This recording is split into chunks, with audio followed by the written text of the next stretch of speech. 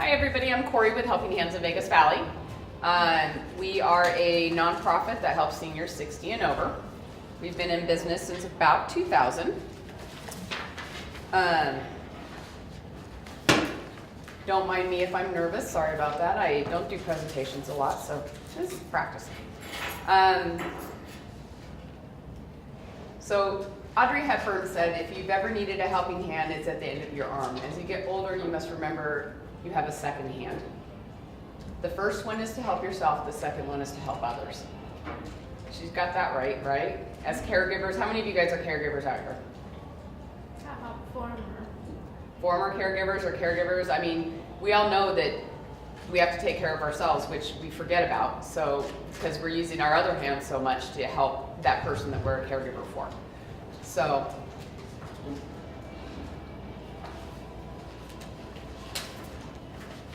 Helping Hands of Vegas Valley, like I said, we were founded in 2000 by Mrs. Pat O'Melia.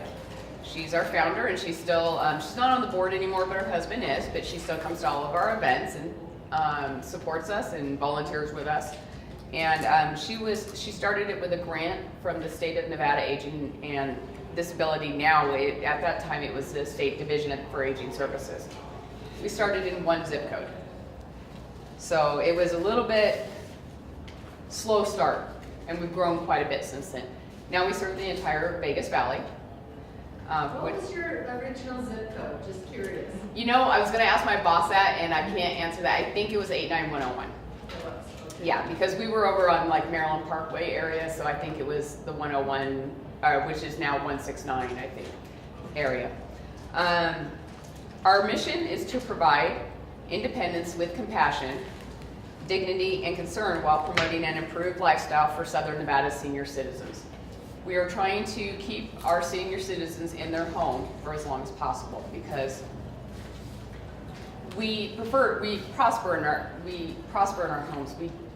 If when we're moved to someplace else, we tend to decline at a much rapid pace. So our services are transportation, respite care. Oh, sorry. I'm behind by 2. Keep going. So our services are transportation, respite care, and our senior necessity, which is our pantry or food program. And that is partnered with Helping Hands in North Las Vegas. We have a collaborative effort with them to provide senior food. Being that Las Vegas is a unique community, we have lots of people that have moved here with their support system, or being a spouse, but they've moved away from their children and their other friends and things like that. So, and then what happens is maybe the spouse passes away and that person is left by themselves. So we have a lot of seniors that are here by themselves and don't have any support. Their kids live in another state, probably a cold state because here it's warm. It's better for the arthritis and things like that. So we get lots of people that move here for that. As they age, they can't drive anymore. So we help with the transportation. All of our services, like I said, are free to our clients. We do serve only senior 60 and over. And since Nevada is such a prime area for seniors with the weather and everything, we have a very, very high population of seniors in Nevada. Again, our clients are the seniors 60 and over. They live in their own home. A lot of them are living with some sort of limitation, whether it be financial, physical, or maybe both. Goodbye. I hit the phone. So, but today we're going to talk about caregiving and respite care. So, what is a caregiver? Anybody have their own definition of what a caregiver is? Go ahead. Well, it's usually someone that's taking care of another person that's disabled or handicapped in some fashion. Yep. Usually a spouse. A lot of times a spouse. In our situation, it is a lot of times it is a spouse. According to Webster's, a caregiver is a family member or paid helper who regularly looks after a child or a sick, elderly, or disabled person. So you hit the nail on the head there. It's 100% fact. In the United States, we have nearly 44 million unpaid caregivers. And they're the backbone for the U.S. chronic and long-term services care system. So that's a lot of people. 44 million people. These can be family members that are still working. They can be taking care of our veterans that are injured or disabled, just normal aging adults, handicapped children that can't be on their own, or that have chronic illnesses. Currently, about 72% of the caregivers take care of somebody 50 and older. That's a pretty big number. Of that 44 million, 72% are taking care of somebody 50 and older. And the problem is we're just aging more because of the baby boomers. So we're just aging more rapidly. So, and according to AARP in 2014, Nevada ranked 41st in long-term services and support. Not a great number. 41st in the states. So we have a ways to go to get back up to where we need to be higher. We can't be that low.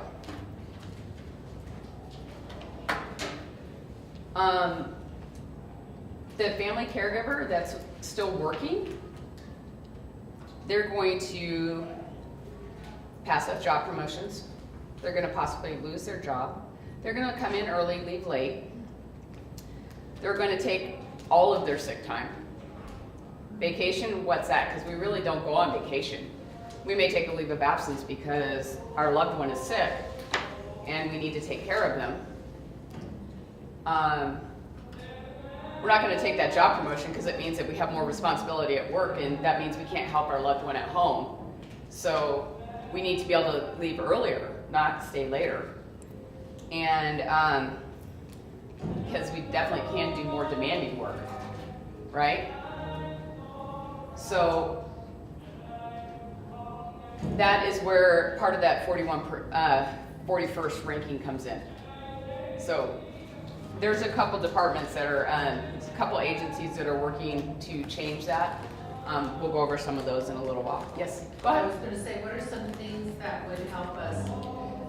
Well, just to hit on them a little bit, we're doing Dementia Friendly Nevada.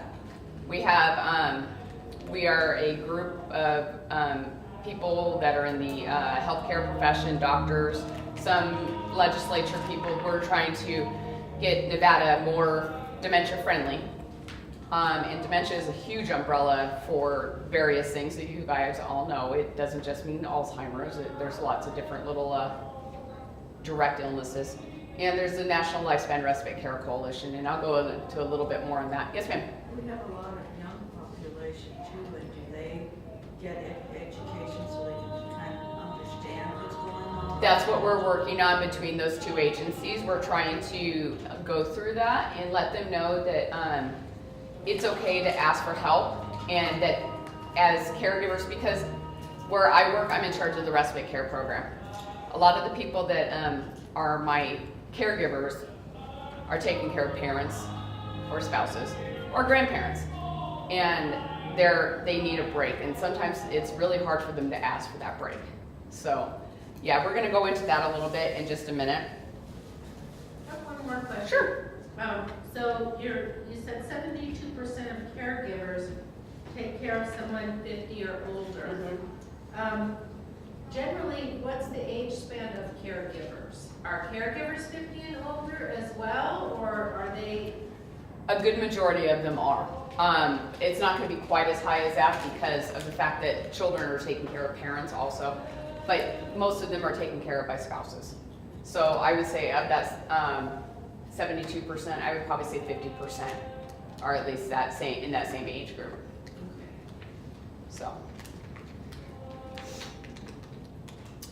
So caregiver roles. We play a lot of them as caregivers, right?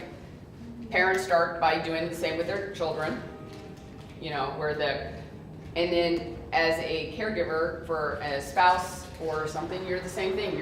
You're their advocate, you're their chef, their maid, their scheduler, their chauffeur, and you're a student. You're learning all the time.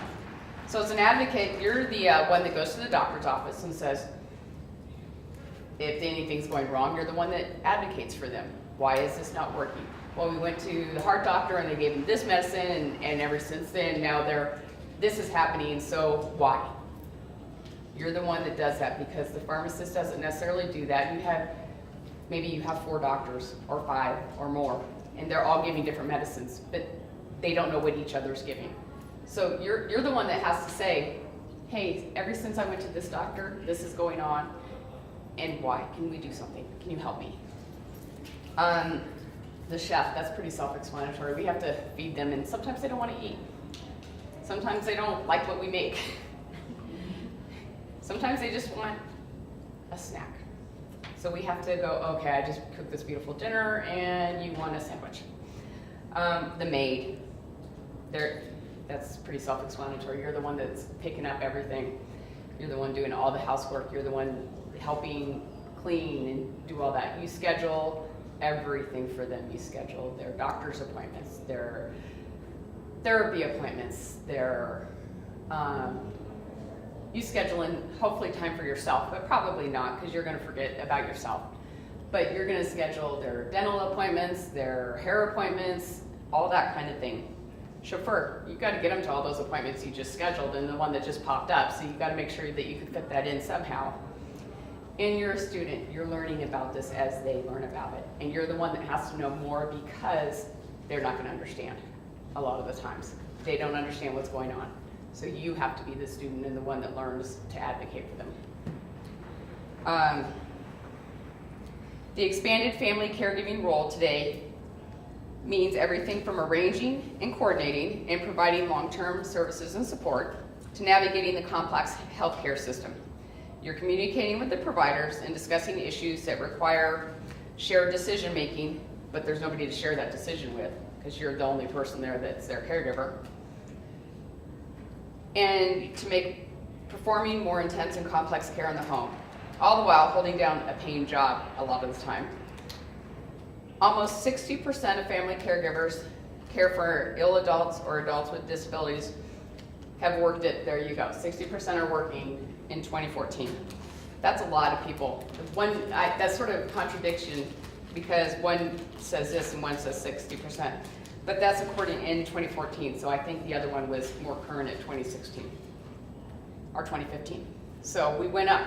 So we went from 60 to 72% are still working. That's not good.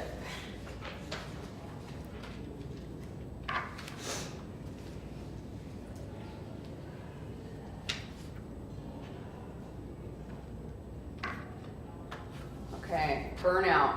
Who knows what burnout is? We all have experienced it, right? Go ahead, ma'am. What's your definition of burnout? You've had it, you can't do anymore. You feel like you have 20 hands and you need 30. Exactly. So it's okay to take care of yourself. It's not selfish. It may seem selfish, but it's really okay. Because if you don't take care of yourself, you can't take care of the person that you're a caregiver for. So, some signs of burnout. There's 5 different types, but the types are mental, emotional, psychological, or professional. And the longer you ignore it, the more it bleeds from one into the other. So it's going to encompass all of them. So you have to be really careful about that. Because a lot of times what happens is the caregivers will get ill and they'll pass away before the patient. And then who's left to take care of the patient? So, like I said, I am the respite care coordinator for Helping Hands of Vegas Valley. So we provide temporary vouchers, and respite care is to get a break. So you would have somebody come in and take a break. It's used so the caregiver is supported and they feel a little bit rejuvenated. They feel, you know, a little bit better. And maybe the patient needs that break from you, even though they don't realize it. And a lot of times they don't want it. So, yes, ma'am. I was given the statistic that 60% of caregivers die before their loved one does. Has that number changed? Not to my knowledge. That's probably a fairly accurate number still. Yeah. But respite care can be, there's different types of respite care. There's in-home, there's the daycare, so it can be adult daycare, it can be child daycare, it depends on who you're taking care of.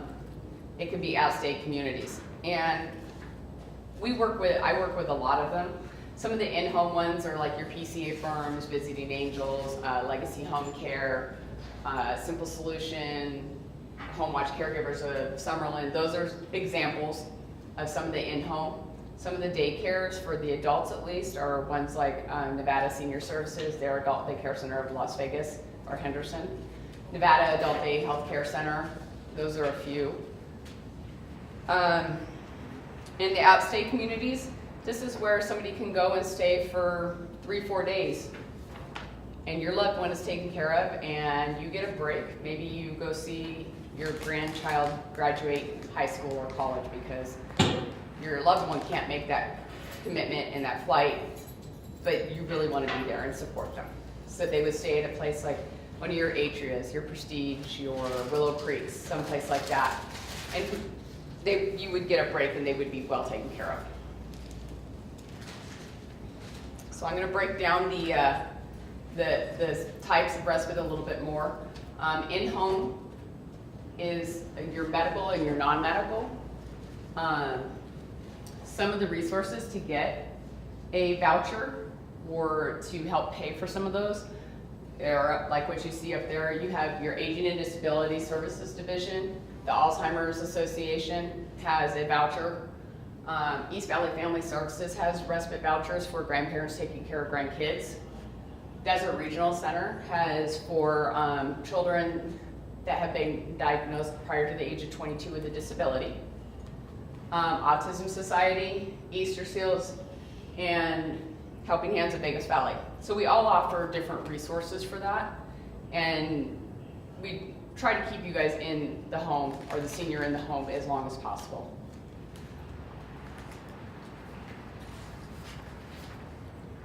Does anybody have any questions on that? Yes. So what's the cost to all of that? Like, If you're getting a voucher, it's free. okay, An average pay for your Visiting Angels, your Home Watch Caregivers is about $20 an hour. And that is average. Some of them are lower, some are higher, of course. If you are going with, say, a daycare, those ones range anywhere from $65 to $80 per day, but they're also taking care and providing services for up to 10 hours a day. So they provide things like, the daycares provide things like activities that they do, and they do paintings, and they do exercise, and they bring different people in.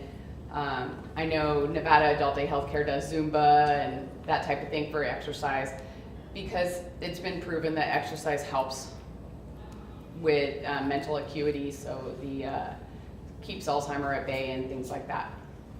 At-state communities, probably about $150 to $200 a day, but that's pretty inclusive because it includes the room, the food, TV, things like that. Somebody there 24/7. how do you qualify for a voucher? Through my program, I can answer that, and through Alzheimer's, I can answer that, but I can't answer it through the other ones as much. I know those pretty well. My program is they have to be a senior 16 over. It's pretty easy. They have to be a senior 16 over, and the caregiver has to live with them. The can't live in that apartment next door, they can't live in the house down the street, they have to live with them and they have to be able to prove it. We do look at things like income, but we also look at the whole picture of age and what their prognosis is. So sometimes those are, whether you have money or not, some of those are very expensive and we all need a break, and we realize that. So Alzheimer's Association, theirs is just so you have a diagnosis of dementia, it doesn't matter on the age. But again, the caregiver has to live with the patient. So what would happen is once you were approved, you would get a list of agencies, you would choose an agency, and then you would get a voucher. You contact that agency once you've sent that voucher back to me, and they bill me directly, and I pay for that up to $1,000. Alzheimer's, their vouchers are $500. Desert Regional Center, theirs for the children can be a personal person that you know, and you get a stipend and they pay it them. Okay, and then, so is that an annual limitation or a one-time limitation? It's once per year, and both of us run fiscal years. Most of our agencies do run a fiscal year because we're all nonprofit. So we run fiscal years July to June. Is any of this covered through insurance? Insurance, some of the insurances do cover some of this, and especially if you're on Medicaid, it's covered, and that's where the state would come in to provide care, but sometimes that's still not enough depending on the illness or the prognosis. But, and some, like the VA benefits, yes, they have benefits that will have somebody come in and help with that up to a certain amount, and those are ongoing, which is great. They may get 2 or 4 hours a week annually for the entire year, but ours helps supplement that.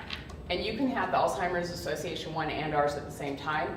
We try to make it where they sort of run back to back with each other, because our voucher is going to cover about 15 days of daycare or 50 hours of in-home care, or anywhere from 5 to 7 days at a Nat State community for my $1,000 voucher.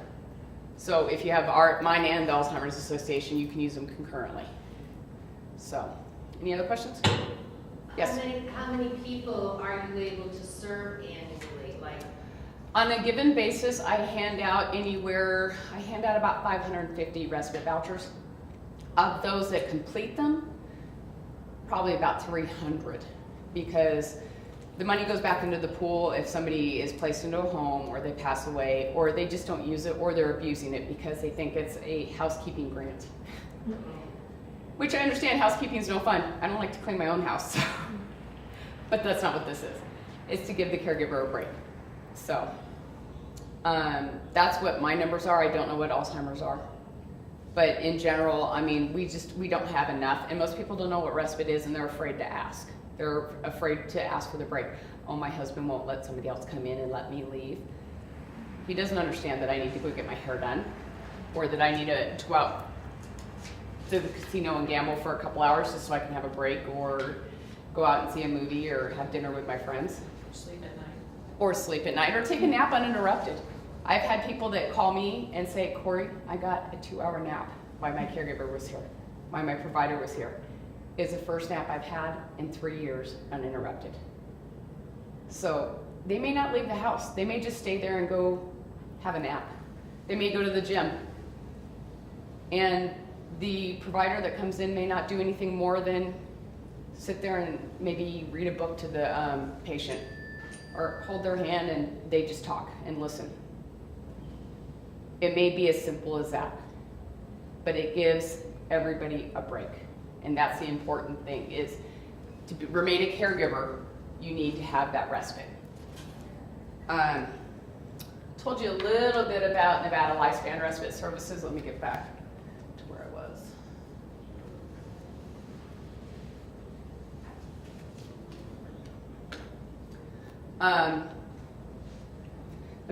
Nevada Lifespan Respite Care Coalition is a zero to death coalition. We're trying to get the word out about respite. We're trying to support our caregivers in the communities by promoting awareness and access, as well as coordination and advocacy for the respite services in Nevada throughout the lifespan. We meet once a month. We meet throughout the state.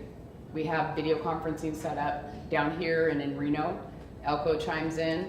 We're trying to get more of the rural areas to come in and help us because a lot of people in the rurals don't get as much. And Nevada is so rural. We have, 3 cities if you think about it? We have 3 main cities, Vegas, Reno, Carson. Those are the 3 cities a lot of people know. When they think of Las Vegas, that's what they think of. Because Carson's the state capital, but it's so tiny too that a lot of people don't even think about that. They're like, oh yeah, Reno and Las Vegas. That's Nevada. We actually have, I think, 16 counties or more. It's been a while since I had that in high school. So, but my respite care voucher does help more than just Clark County. It helps Clark, Nye, Esmeralda, and Lincoln. So I have a lot of people that live in Pahrump, and we help them. But they're one of the few rural areas that know anything about this. So Mesquite, we get a few people. But we, even on our coalition meetings, we don't get enough people. Are there people that can do the respite care in those communities too? Or is that a problem? That's the other problem, because now in the rurals, we will do independent contractors, but we don't like to do independent contractors if we can avoid it, because then it gets into some, there's some legalities involved in that of if somebody gets hurt and things like that. So the agency that's providing the voucher could be held liable. But we try to work with the agencies so they hand out the applications that are in the different areas. So what are the requirements for the people that work for the agencies that provide respite care? Like, what? You mean the agencies who they employ, the providers employ? Yeah, so the people that end up showing up to take care of individuals, what's their That's going to be, qualification? every agency's going to have their own requirements on that. I can speak to that. Yeah, I was going to say Andy is one of our board members, but she also owns Legacy Home Care. Yeah, we are on their provider list as well, and what we are, as a PCA, personal care agency, there's a long list of state requirements in order to be bonded, insured, licensed. We do in-house training for our caregivers. We hire a lot of CNAs, so they have nursing assistant backgrounds, and we provide our full day of training before we introduce them to our clients, and we make sure that the matching process with someone that has Alzheimer's and dementia, that they have that experience before they go into that client's house. And I know there's a lot. I just came from a senior services networking group, and there's many of the PCAs in town that have the same criteria. They all have to meet the state requirements, background checks, drug testing, TB tests. They all have to be trained. The state's very particular. They do audit on a regular basis to make sure that all of these criteria are met, and they see it in the caregiver's personnel files. So they know for sure that, yes, they're checking it off, and if they're not checking it off, then they get fined, and they get nasty marks made to them on their aging and disability website. So they're distracted, right? And I was going to say, for them to be on my vendor list, they have to provide me their business license, their general liability, and their workman's compensation, and they have to provide it annually. So they have to keep up on that stuff and provide it, otherwise they're removed from my list. I have a box of agencies that didn't provide that stuff, so they're not on the list right now until they get that stuff. So I won't extend a voucher to an agency that's not going to provide me the basic stuff that the state's requiring. And I also ask for their list of do's and don'ts, so that way I'm on the same page as the agency. And you had a question? Well, it sounds like you mainly supply the vouchers. Mm-hmm. But is there, say, a caregiver has another family member that they would like to be taught how to do this, or? There are some agencies that will do that, and they would apply with that specific agency, and that agency will take over the training, and then they would be employees of that agency. I can't provide a voucher to for a family member to be the caregiver. We used to do that, but it's still not providing the break. But Medicaid will also help pay family members. they'll pay family members to be the paid caregiver, and that's and they also provide training in that. They make sure you have basic CPR training and things like that. So Medicaid will pay for that, because a lot of people, they quit their jobs to be caregivers. So they're at home making no money, living off of the senior's income, and that's what's providing everything. That's paying for the house, the food, the medication. So, and that's for two. So, that's where Medicaid, but Medicaid, that is income based.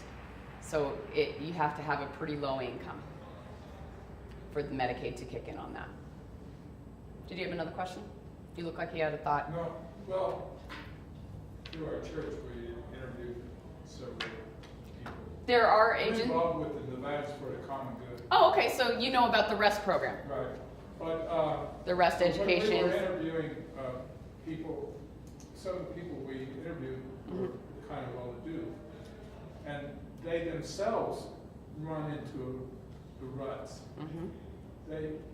It seems like they don't want to take any of their money and pay for a respite, even though they have the money. Mhm. Somehow they get locked in with their spouse or their family member and thinks it's their duty, and they just stay there. You can't. You just said it. break the It's chain. their duty. When we took those vows, we said for better or worse, in sickness and in health.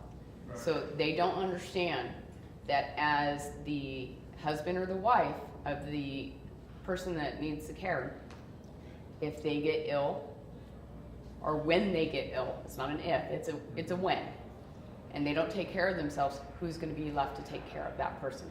When they're in the hospital, who's going to be left to take care of their husband or their wife while they're in the hospital? And usually they haven't passed on any of the pertinent information about Correct. that person they're taking care of. Correct. What they eat, all the likes and dislikes. Mm-hmm. That you're 1,000% correct in that, and that is where we are really trying to advocate for respite care. We're trying to get the word out that people need to have a rest, because if they don't, they're going to have the patient is going to be left at home by themselves, because unfortunately you've passed on. Right. Because you had the money and you didn't pay that $20 an hour to a home care agency, so you can have a 2-hour break. So you could go to your own doctor appointment. Or you could go get your hair done and just feel better about yourself for a minute, because like I said, it's not selfish to take care of yourself. Because if we don't take care of ourselves, who's going to take care of the person we're loving? So I went over a few of the agency advocates. Some of the agency advocates that we deal with as the state of Nevada Aging and Disability. That's who provides the grants for both Alzheimer's Association and Helping Hands of Vegas Valley. They also provide the funding for the Desert Regional Center. Nevada Senior Services, which is the adult day healthcare, they have their own nonprofit, and they do their own funding on that, and they get some grants from the state also. So the state's a big supporter of this, and they're really trying to help and get the word out. Northern Nevada Rave, they help children up in the Reno area, Reno, Sparks, Carson City area, and the rurals of that area. And of course, Helping Hands of Vegas Valley. Those are just some of the agency advocates, they're not all of them. But the state of Nevada does provide a lot of the grants for those specific agencies. So, I don't even know where I am I've only done a half hour. And I'm at the question part, but we've been going over questions. So is there any other questions that people have? Any ideas or suggestions to how to get that word out? The churches is one. Rest is a big promoter of this, which is where you train a trainer type of thing. Right. And we are doing that up in Northern Nevada. They have a pretty big one, push for that. The state's doing that. Andy's been through the Train the Trainer program. And so the idea behind that is one person becomes the master trainer, and then they go out and train the community. And they'll do it through churches. They'll do it through PCA companies. They'll do it through, however, word of mouth. They'll come to places like this and do a training. So what is that group called? Rest? Rest. R-E-S-T? Mhm. Okay. Respite, education, So, you know what the acronym stand. I don't know. yeah. I don't. Is that a state agency or is No, It's it's a a national organization. It's a nonprofit that has started, and I know Robert Hu with Nevadans for the Common Good. They're a big proponent of it, and Jeff Duncan at the state, he has somebody that's in charge of pushing that and trying to get it. So we are becoming self-advocates to help with this. They're usually pushing for another family member or a friend. In this case, yes, they're asking you to go through. I'll help you out. Mhm, I'll help you out, Mike. mhm. And so we're training that individual. Correct. Signs to look for, things like that. So Right. another push that we're doing is, like I touched on a little bit earlier, was Nevada for Dementia Friendly Nevada. We have questionnaires. I saw some at the front. We're also trying to help. Eventually, we want to help nurses and change the curriculum so that nurses and doctors, when they're going through school, see some of the different signs that maybe this person's not just crazy. Maybe they have a dementia problem, and that can be a whole list of age and things. You know, it could be frontotemporal disorder, it can be Parkinson's or vascular dementia or Alzheimer's. It can be a whole list of things, and maybe that person's just scared and they don't know what's going on. So we're trying to change some curriculum and get where we're in that friendly zone. We work with other agencies through the Respite Care Coalition, Parkinson's, and just so, because everybody needs a break. When we're parents, we hand our kids off to a babysitter and we go out on a date. It's the same concept. You gotta have time for yourself. well, I guess we touched on it a little bit. What's the number one reason caregivers do not give themselves permission to take a break? It's our duty. It's our duty. That's my mom, that's my dad, that's my husband, that's my wife. I'm the one that's supposed to take care of them, not somebody else. Or the other thing is, gosh, I really need a break, but he won't let anybody come into the house. That's the biggest thing I hear, is the spouse won't let anybody come else into the house and give them that break, because that's just, it's not done. Or they get scared, or they're more than likely they're scared and they don't know what's going on, and they don't want their lifeline to leave, because that's the person they know. That's their comfort zone. All of us have our comfort zone, and we like our comfort zone. We don't want to go away from that. And is it because as a society, we automatically give young parents permission to leave their babies once in a while, but we don't allow, And I think you're correct. I think that's it. We're told as a culture that we take care of our elders. We respect them, we take care of them. And we still want you to do that. But we want you to understand that you have to take a break. That it's really, really, really important to take that break, because you have to revert back to being a young parent and remember that 6-month-old that's crying all night long, man, I need somebody to watch that baby. You hand them off to grandma and grandpa so you can go take a nap. This is the same concept, because a lot of people with dementia and stuff get sundowners, so they don't sleep at night. So, and you have to stay awake with them. So, when are you sleeping? How are you taking care of yourself? And how is your body reacting when you're that worn down that you can't take care of them? You can't go get food because they can't go with you. So how are you doing all of this? You need help. A lot of the seniors that we serve are living on Social Security incomes alone, which is very small, somewhere in the area of $700, $800 a month. So they're making choices. They're choosing medicine or rent, or food or rent. They're gonna choose rent. Or maybe they have a pet, because pets are good for you. They're a responsibility, but they're also sometimes your best friend, and they need food. So they'll feed the animal before they feed themselves. So a lot of times they'll end up eating the same food as the animal. Not a pleasant thought. Although my husband eats dog food just to eat it and gross us out, but he does it because it's fun. My niece got paid $20 to eat a dog treat. I'm like, Larry would have done that for free. But that's a joke to us, but it's a reality to some of the seniors.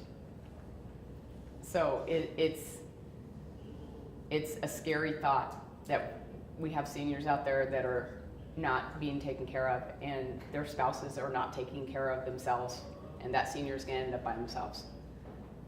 And then where are they gonna end up at? They're gonna end up in a state-funded nursing care home that we are paying for as citizens. Our taxes pay for that.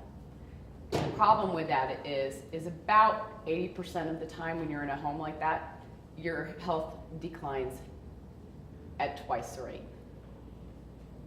So where you were at home, you were comfortable, you felt good, it was normal. You get put into this room that's not yours. You're by yourself because your kids live somewhere else, and they'll call you if you remember who they are. And if they remembered, in between Johnny and Susie's baseball practice or soccer practice or their jobs, they'll call once a week. Sometimes daily. And I'm not saying all kids are like that. I call my mom and dad probably 3 or 4 times a week. They live in another state. I call them, pretty regularly. Nothing else to do on the drive home. While you're driving? Of course, I use a headpiece. I'm hands-free on that phone.